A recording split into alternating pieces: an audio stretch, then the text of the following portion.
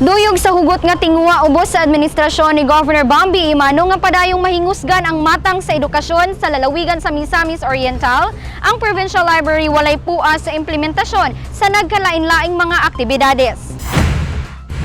Kalabot niini ang malampusong pagpahigayon sa World Read Aloud Day kon WRAD 2022 sa unang simana sa bulan sa Pebrero nga gipahigayon sa Barangay Santa Rosario sa lungsod sa Taguluan. Ang maong kasaulugan alayon sa pagtimbayayong uban ang pagpanguna sa usa ka non-profit nga organisasyon nga ginganlan og Lit World uban ang nagkariyang partner agency sa nasud. Mukabat sa 31 ka mga bata ang hatagan higayon sa hiusang pagbasa sa storya nga sa Baryo Kamayanan ug ang sugilanon sa magasayo nga mga kamot nga gisulat ni Arman Sazon ug Albert Orr. Sa maong aktibidades, labihan kamalipayon ang mga kabataan gumika nakadawat sila og mga learning materials gawa sa gipanghatag ng mga snacks, mulangkob sa krayola, lapis, tahal, notebook ug drawing book ang mga nadawatan sa matag mi partisipar nga bata ni adtong tungura. Matod ni Provincial Librarian Richelle Pahara nga mao kini ang ikaduhang higayon nga nakigduyog ang lalawigan sa Misamis Oriental sa maong tinguha, kung asa naglaraw nga pabiling mapurmutar og batasanon ang pagbasa o gugma sa pagbasa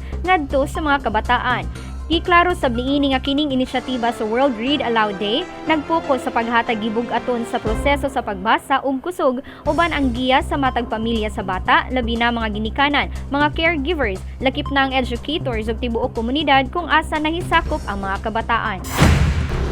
Dako ang pagtuon ni Governor Bambi uban ang Provincial Library nga layo pa ang maabtan sa pamilya Misamis nun nga nagkayusa aron makabot ang mga pangandoy nga nagikan sa hustong edukasyon, labi na kung makatunan og sugod sa bata pa lamang. Kauban si Andy Pakamalan sa kamera, ako si Lambert Reggie and Amor May Guy, alang sa limpyog matarong nga panggobyerno, padayon Pilipino.